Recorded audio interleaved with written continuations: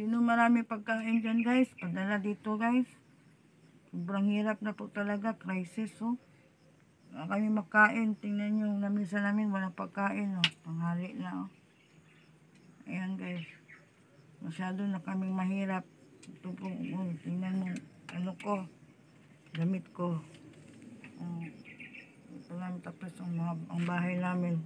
Papansin. Guys, kayo na lang pumaawa sa akin. Kung mayroong awa pa ba dyan, yung ayuda natin dyan, dala na po kayo sa Gcash ko. 0905-2626852. Ito naman talagang buhay namin dito. Mahirap.